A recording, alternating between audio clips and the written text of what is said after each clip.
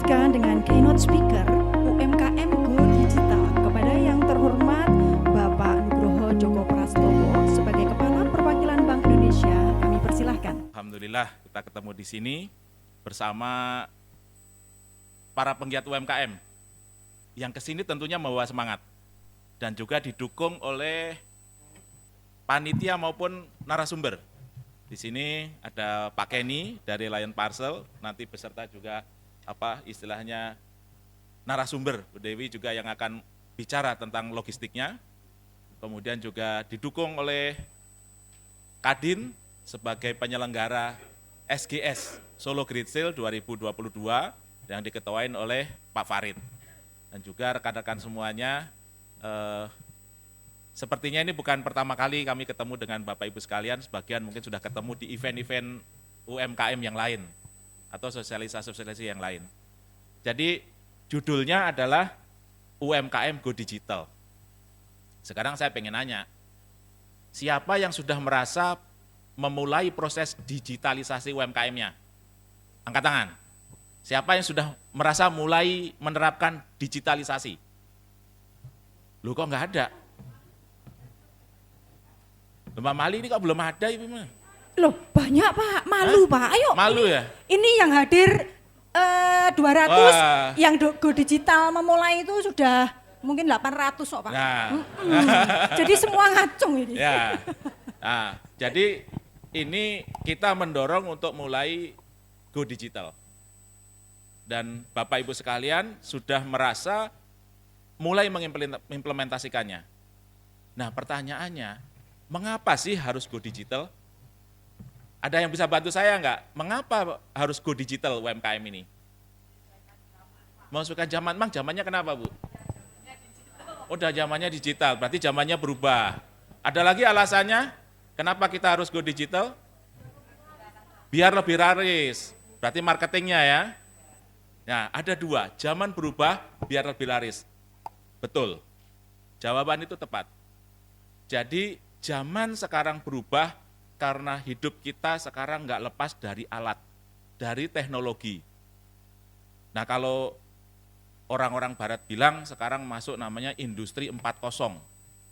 Gitu. Jadi ada industri 01 ketika ditemukannya listrik, industri 02 mesin uap dulu, terus kemudian listrik, kemudian ditemukannya mekanisasi, sekarang ditemukannya digitalisasi, Internet of Things, jadi gelombang perubahan zaman.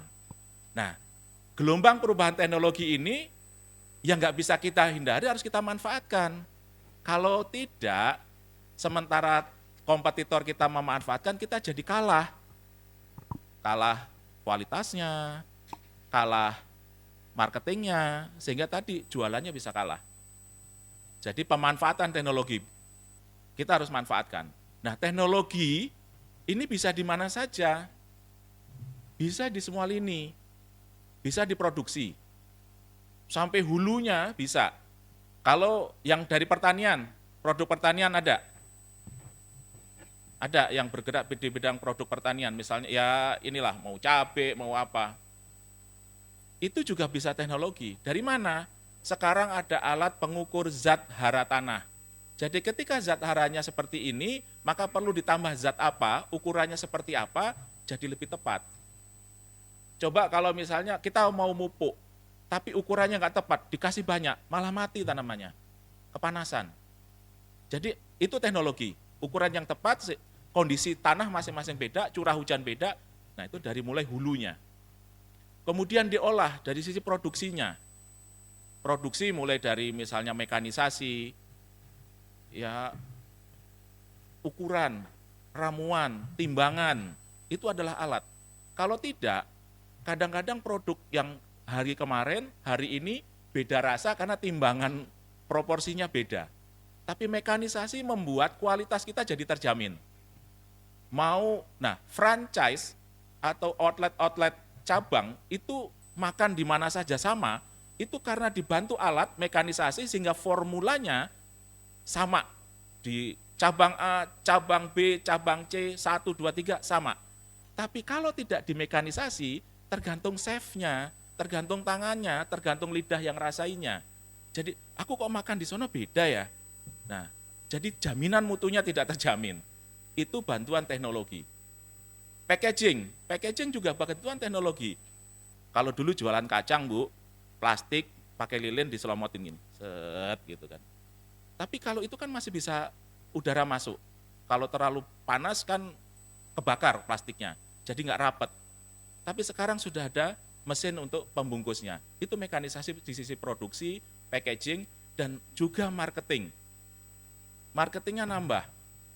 Kalau dulu marketing, Bu, pakai baju putih, pakai dasi, celana hitam, keliling jualan. Terus kemudian kadang nanggap layar tancap, terus kemudian layar tancap nih, bener ya? Layar tancap gitu kan, di lapangan, terus kemudian jualan woro-woro pakai toa. Sekarang nggak perlu berisik-berisik pakai toa, cukup diketik seperti ini, sudah sampai ke dunia sana, tapi belum sampai akhirat. Nah, semua sudut dunia sepanjang terkoneksi dengan internet bisa lihat produk Bapak Ibu sekalian. Itu bedanya. Jadi itu teknologi. Nah, adanya teknologi ternyata dan teknologi tadi dan kebiasaan juga mengubah kebudayaan. Kebiasaan dan budayanya. Dulu kalau jualan harus punya warung. Harus punya toko. Mengapa? Karena dulu ada budaya kalau belanja banyak di warung, nentengnya banyak, itu bisa pamer. Itu kan, Bu, nggih mboten napa mboten? Sehingga dulu itu kalau ke Carrefour, trolinya penuh, kita bangga. Kemudian kalau ke kalau bukan Carrefour, kalau bukan belanja ini, ya misalnya ke mall lah gitu. Tentengan tasnya banyak, kita bangga. Tapi sekarang kebanggaan itu sudah luntur. Sehingga banyak tadi hypermart ataupun yang itu supermarket itu kan akhirnya juga kehilangan pelanggan kan, pada tutup kan. Ya saya nyebut nama satu misalnya, saya jalan-jalan ke Transmart yang di mana itu, di pinggir jalan yang kalau saya mau ke Kartosuro itu, nah sepi, ya karena budayanya nggak ke situ lagi. Sekarang kalau saya sambil tiduran, gini-gini ada, kalau sekarang bulan Oktober ya, udah lewat 10-10. Nanti ada November 11-11, ada Desember 12-12. Nggak perlu kemana-mana, tapi barang datang dari mana-mana, tinggal bayarnya saja. Nah, itu perubahan perilaku customer kita yang harus kita sesuaikan. Jadi customernya sekarang lihatnya di toko atau di sini? Di HP, di sini. Nah, perubahan itulah yang kemudian memaksa kita untuk ikut berubah. Kalau nggak berubah, kita ketinggalan. Kalau ketinggalan, karena ke toko sudah nggak banyak yang datang, jualannya jadi nggak banyak. Omsetnya pasti turun. Itu pemikiran umumnya. Tapi ada peristiwa yang membuat pemikiran umum itu menjadi benar dan menjadi dipercepat, menjadi diakselerasi. Apa kejadiannya? COVID. Ketika COVID, apa kebijakannya? Saya waktu saya masih di Jakarta, sebelum pindah ke Solo, ada namanya PSBB. Di Solo, di bulan Maret adanya KLB. Kemudian menjadi PPKM. Intinya nggak boleh kemana-mana. Ya kan, Bu? Pak, kita nggak boleh kemana-mana untuk menghindari tertular dari virus COVID. Nah kalau nggak boleh kemana-mana, siapa yang datang ke toko? Nggak ada. Jualan di toko ditungguin juga karena nggak boleh kemana-mana, ya nggak laku. Tapi kebutuhan jalan. Saya ingat betul ketika pertama kali ada PSBB di Jakarta, sini KLB, saya ikut-ikutan, istri saya sebenarnya, ikut-ikutan panik. Sehingga belanja kebutuhan pokok untuk mau berapa minggu, Pak? Minimal 1 minggu, beli beras, beli Indomie, beli apapun lah gitu, nyetok. Karena kebiasaan lama yang masih ada, kalau nggak beli sekarang, nanti nggak kebagian, nanti kita nggak makan. Karena kita nggak boleh keluar. Gitu kan? Sehingga barang-barang yang ada di supermarket, barang di minimarket, habis. Sama nggak di Solo waktu itu? Waktu KLB pertama? Sama. Nah, sekarang saya tanya, waktu PPKM, tahun berikutnya, kan itu 2020, PPKM itu 2021. Ketika ada delta yang semua orang nyarinya tabung oksigen, tabung gas mati semua, tabung oksigen gitu. Bapak Ibu masih perilakunya sama enggak nyetok? Mengapa Bu? Terus?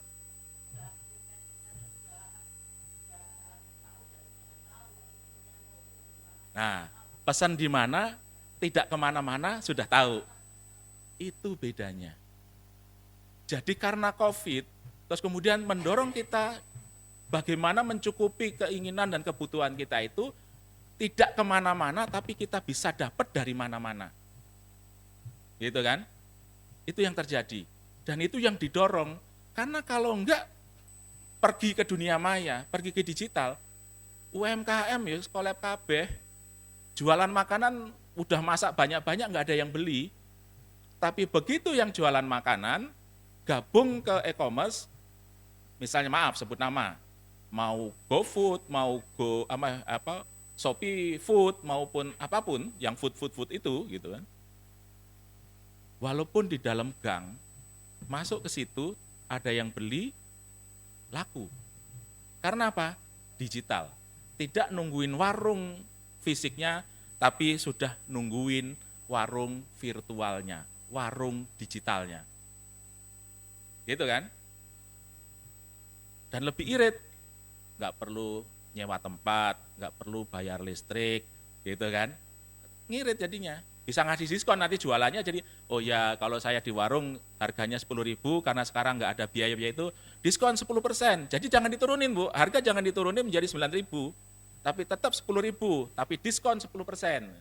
Kan psikologi kita itu senang dengan diskon. Jadi jangan pernah nurunin harga, tapi berilah diskon untuk menurunkan harga. Nah, itu trik-trik gitu aja, orang akan senang. Nah, itu perubahan yang terjadi. Digital membantu kita, ya kan?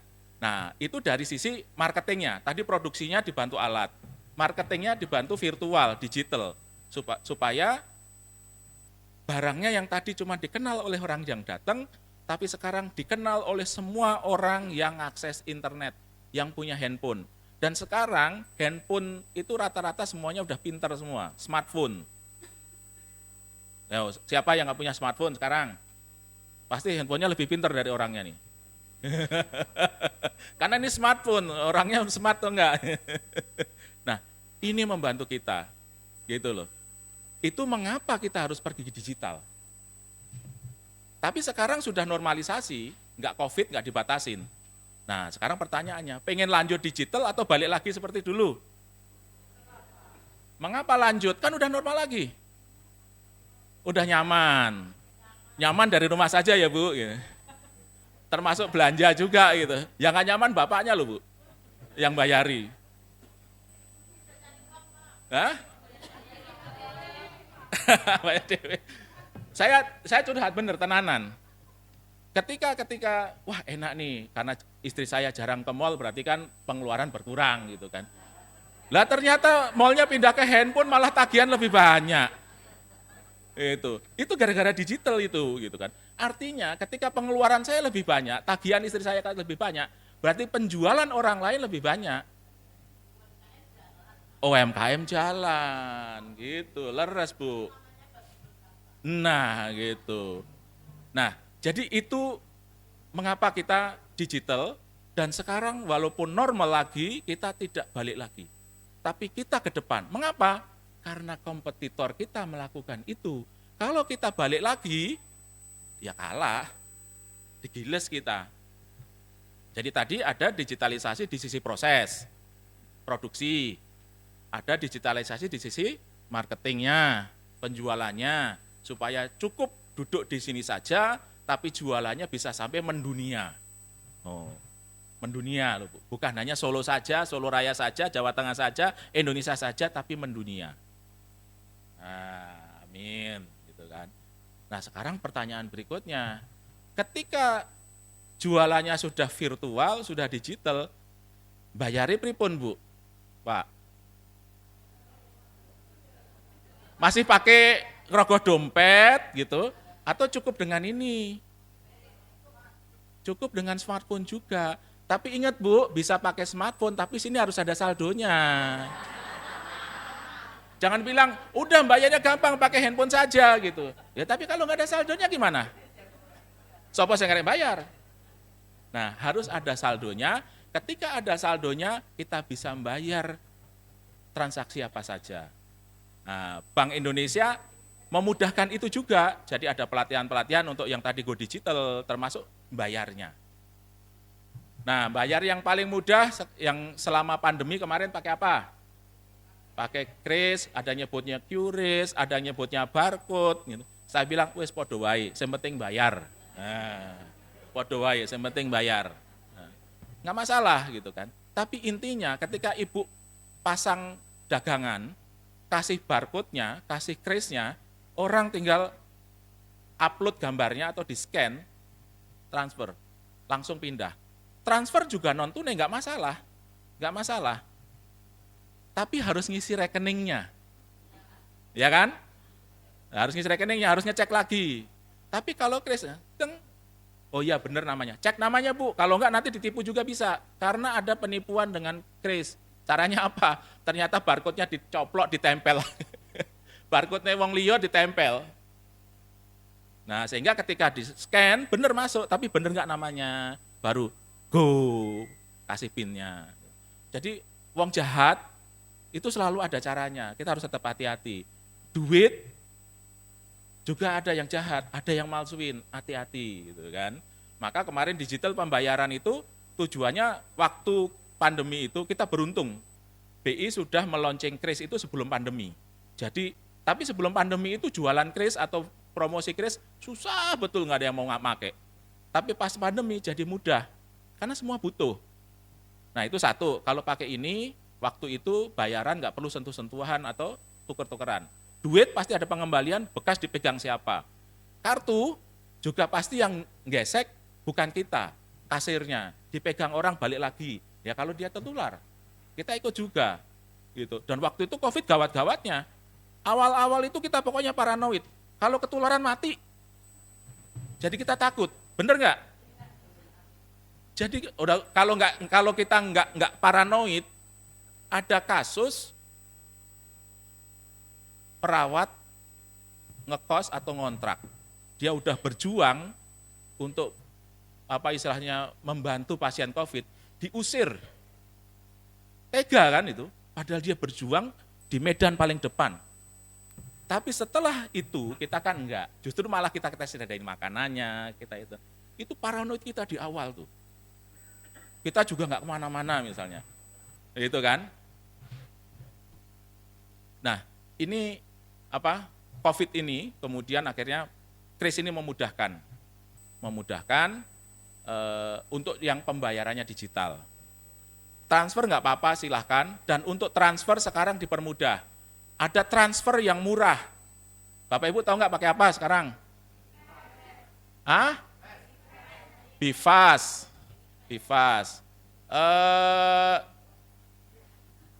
Ada yang mau cerita Bifas nggak? Satu orang. Ada yang mau cerita nggak? Pernah pengalaman pakai Bifas gitu? Tak kasih hadiah. Ayo, silakan Bu. Karena dikasih hadiah saya ngaceng, Pak. Pripun? Iya. Pakai Bifas enak enggak? Saya kenalan dulu enggak, Pak? Boleh. Boleh, Biar ya. dikenal sama rekan-rekannya. Iya. Nama saya Solo Raya. Sari. Lengkapnya Sari Yuniarti. Kalau panggilannya di UMKM itu Kanjeng Mami, Pak. Bu Kanjeng Mami. Ya, Sesuai pripun Kanjeng dengan Mami? tubuh saya yang langsing ini, jadi saya dipanggil Kanjeng Mami. Jadi saya dari grup UMKM Koperasi Ayo Rukun Gumbrega. Nah itu kalau saya pakai BI Fast dulu, saya mau kalau apa tuh namanya transfer dari, misalnya kan saya jujur aja dari BCA Pak. Ya. Saya mau transfer ke BRI gitu ya. Saya mending ngelewati dana dulu. Nanti baru ke sananya. Ya. Karena saya ngirit 6.500. Karena apa? Karena kalau saya sehari bisa transfer 10, bisnis saya kan memang online ya Pak. Transfer 10 itu kan ya lumayan ya sehari itu. Begitu ada BI Fast itu saya wah seneng banget. Langsung kan cuma 2.500. Ya. Jadi saya agak berkurang gitu. Anunya itu apa ongkosnya itu ya, daripada saya lewat dana muter-muter anggena ya sudah langsung 2.500. Nah, ya. batas transfernya kalau pakai BI Fast itu berapa nilainya? Saya itu kalau transfer itu pakai BI Fast 50 juta itu bisa itu Pak. Bisa. Tapi batasnya sebenarnya berapa Bu? 100 Maksimumnya? ya Pak. 100 ya.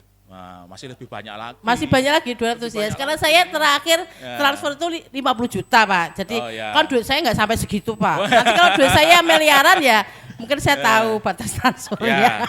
Ya, matur nuwun. Nggih, matur nuwun. Satu set, Mas, mana?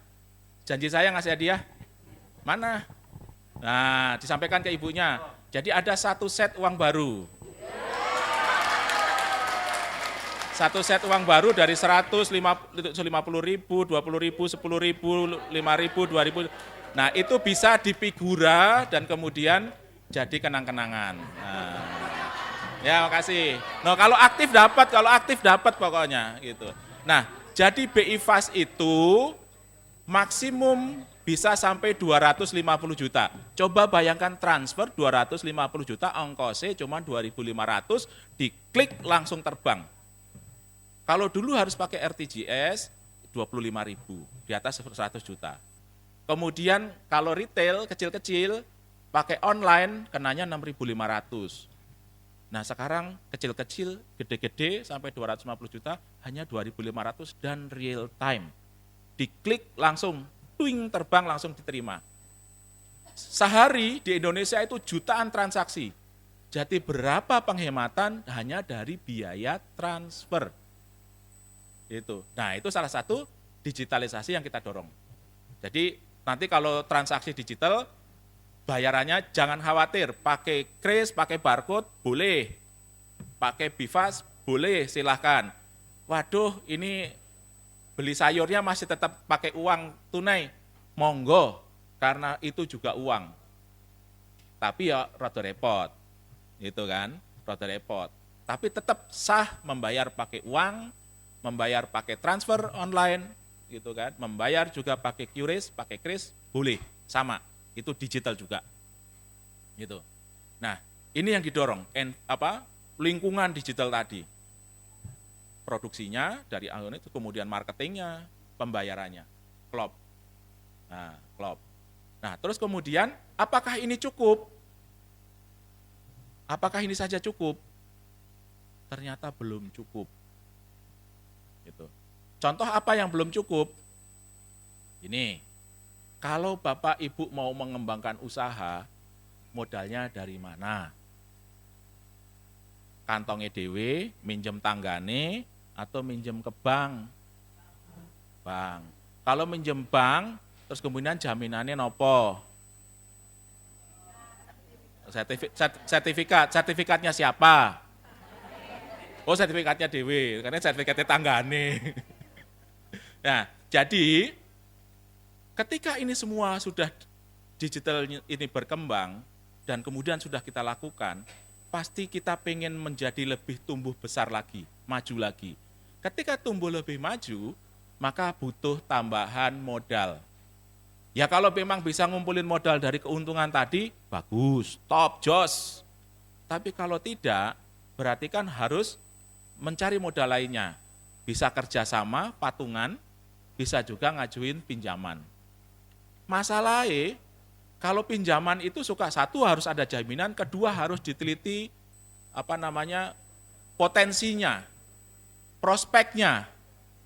Nah, gimana melihat bahwa usaha kita itu prospek kalau kita tidak pernah mencatatnya? Maka yang paling penting berikutnya adalah pencatatan. Dan transaksi digital itu otomatis dicatat. Kalau transaksi tunai, kita kadang lupa nyatet, Bu, tadi jualan apa. Tapi kalau digital, otomatis kecatat, di sini tercatat. Dan catatan omset itu bisa dijadikan alat untuk melihat prospek usaha. Usaha saya prospektif, tuh lihat jualannya aja sampai begini itu grafiknya. Jadi tahun depan akan meningkat lagi. Sehingga yang ngasih kredit ya, oh iya, cek, oke. Dan beberapa program seperti KUR, terus kemudian program-program beberapa yang lainnya, UMKM lainnya, itu justru tidak pakai agunan. Agunannya cukup kredibilitas dari prospek usaha. Nah itu adalah pencatatan, dan pencatatan itu digital. Hubungannya digital. Kalau tidak, di buku gede, dicatat-catat. Terus kemudian ngitung lagi, bulan lalu berapa omsetnya, bulan ini berapa omsetnya. Kan kalau yang ini tidak perlu catat lagi, tinggal kalau di download, ditaruh di Excel, di jumlah ketahuan, bulan ini berapa, bulan dulu berapa, grafiknya seperti apa. Kita dari situ juga bisa mengatur strategi, kok ini agak mudun, apa masalahnya. Nah, jadi pencatatan digital itu juga membantu kita di sisi prospek, strategi bisnisnya. Nah itu terkait dengan UMKM Go Digital. Jadi UMKM juga jangan kalah, harus digital juga, karena tadi cerita kemanfaatannya nyata. Ya kan? Nyata membuatan kemanfaatan dari digital. Nah, sehingga kita nggak pengen balik lagi meskipun COVID sudah pergi. Kita harus tetap digital dan semakin maju. Itu.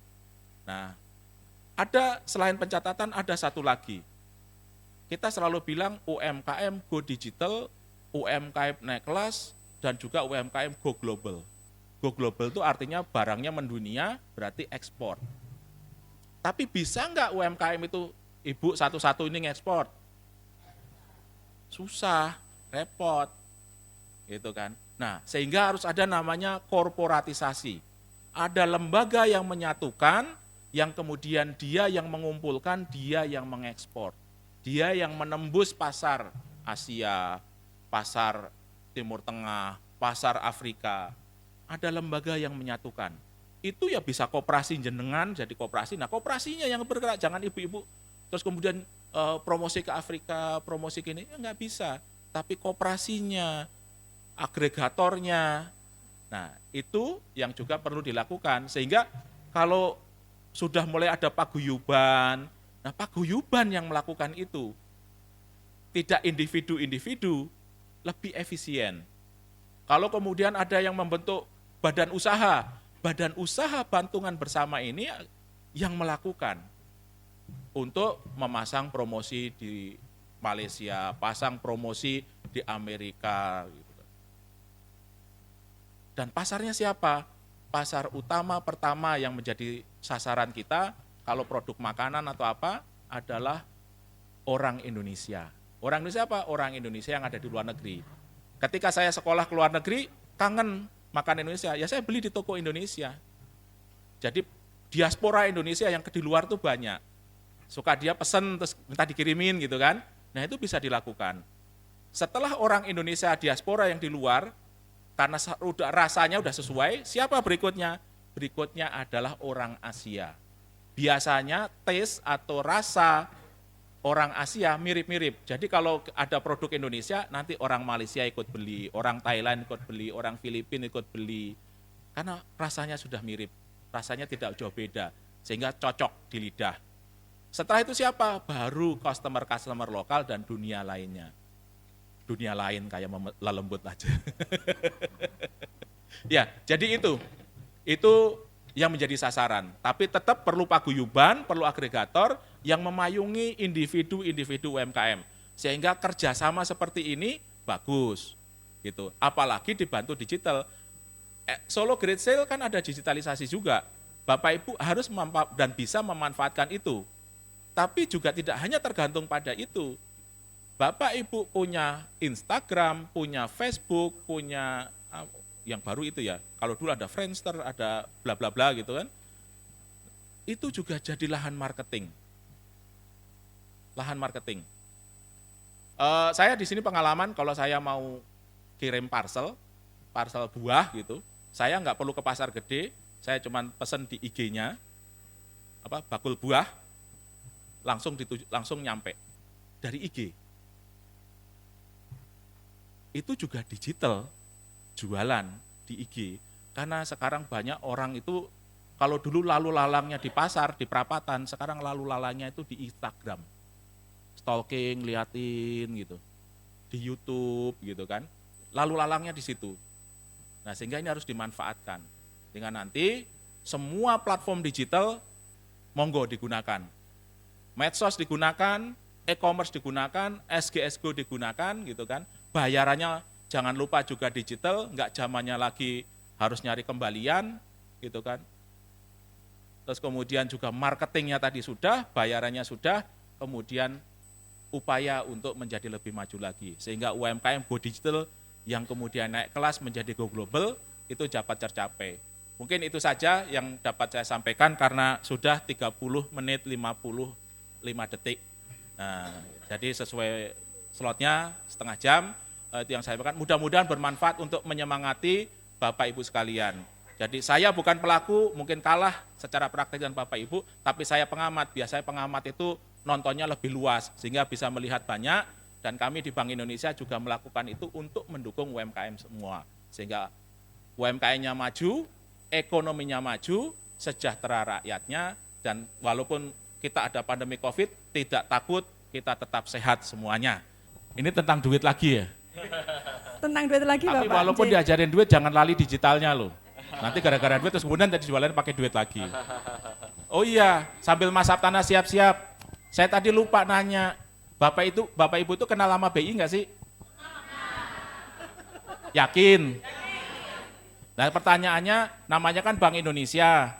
Nah kalau bank kan biasanya bisa nabung, bisa minta kredit. Nah Ibu kira-kira bisa nabung di BI nggak? Nggak bisa.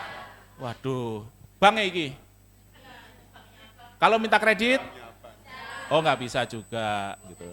Ya. Berarti sudah pinter semua bahwa walaupun namanya bank, kita bukan bank BI gitu kan, yang sama dengan Bank Mandiri atau Bank BCA, tapi kita bank sentral, nasabahnya adalah para bank gitu. Bank naruh duit, ambil duit atau minyak itu adalah ke Bank Indonesia, dan kita yang menerbitkan, mengedarkan uang. Uangnya sekarang ada dua, uang fisik, uang tunai maupun uang digital.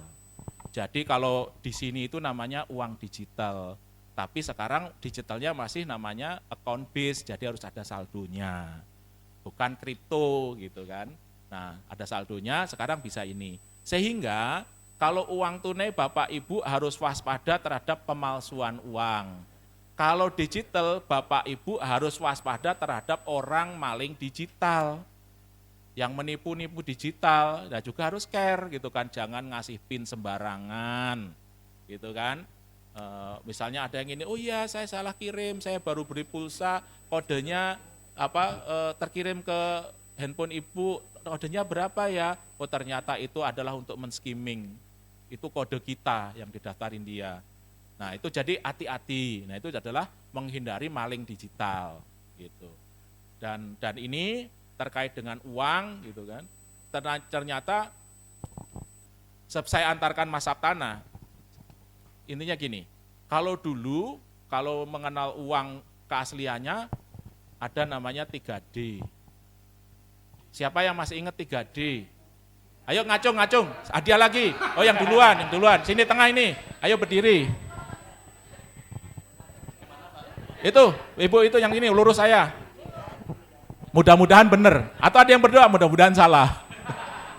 3D. Di Kaba, di Terawang, dilihat dulu deh Pak. Yang dilihat apanya? Kertasnya, uangnya. Uangnya ada atau tidak gitu ya? Ada ini, yang benang diraba? pengamannya. Oh ya, yang diraba? Hologram. Apa ininya Pak? Cetakannya, benarnya itu. Nah, yang di Terawang? Kertasnya ada gambar namanya gambar air watermark gitu. Betul. Ya, ini sebagai pengantar Mas Saptana karena betul kasih hadiah Mas. Dapat Pak ya? 1 set uang baru lagi. Gampang tahu tuh dapat 1 set uang baru kan gitu. Nah. Jadi 3D.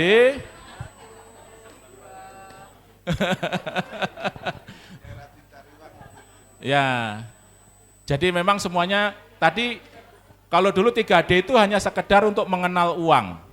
Uangnya asli atau tidak sehingga kita tidak tertipu dengan uang palsu oleh para penjahat, gitu kan. Nah, mengenali itu ternyata baru bagian daripada cinta rupiah. Karena kalau tak kenal maka tak sayang maka tak cinta. Maka kita mencintai rupiah. Ketika ini uang asli, maka harus kita cintain. Cara yang apa? Dijagain. Jaganya gimana?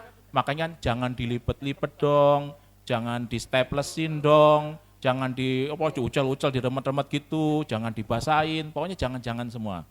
Jangan gori, jangan bobor, jangan apa, semuanya jangan di situ. Ya. Nah, kalau lecak setrika, kalau perlu diwiru loh, itu mah kain. Jadi itu dijagain karena kita cinta. Kita sangat cinta rupiah, cuma kadang rupiah nggak cinta kita. Baru datang sebentar kabur lagi. Cinta. Nah, tapi ternyata ada setelah cinta ada lagi namanya kita bangga dengan rupiah. Kenapa kita harus bangga? Karena rupiah itu merupakan salah satu simbol kedaulatan Indonesia. Negara yang merdeka pasti pengen punya simbol-simbol kemerdekaannya, kedaulatannya. Selain lambang-lambang negara, ada simbol juga ekonomi. Kita punya mata uang Republik Indonesia, namanya rupiah.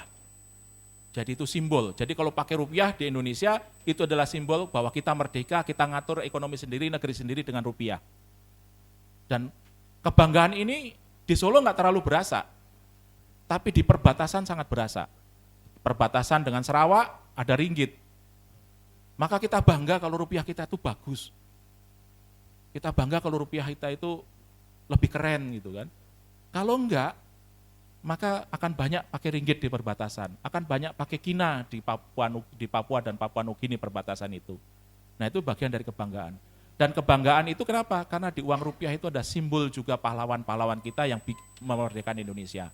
Itu tentang bangganya. Flora faunanya, kekayaan budayanya ada di dalam uang itu. Kemudian yang ketiga adalah harus paham, duit itu buat apa? Ada tahu nggak duit itu buat apa? Hah? Nilai tukar, buat tukar transaksi. Hanya itu saja. Alat bayar ada, investasi. Ya, jadi bayar utang. Jadi sebagai alat transaksi betul, bahwa itu sebagai alat bayar. Alat bayar. Jadi tadi bayarnya rupiah tunai maupun non tunai itu adalah alat bayar. Itu kegunaannya. Yang kedua juga harus tahu tadi fungsinya selain alat bayar juga untuk menyimpan kekayaan, menyimpan nilai. Jadi menyimpan uang bisa jadi sebagai investasi. Gitu. Maka ketika belanja ya jangan lupakan masa depan, investasilah. Jangan suka foya-foya. Kalau foya-foya nggak perlu dibelanja, nanti akan ada inflasi. Barangnya sedikit, dibeli semua, yang lain nggak dapat, jadi mahal. Yang lain kasihan. Nah itu kita harus paham sehingga bijaksana dalam belanja. Itulah fungsi kita tentang rupiah. Nanti Mas Saptana ini yang akan detail. Saya mengantarkan saja.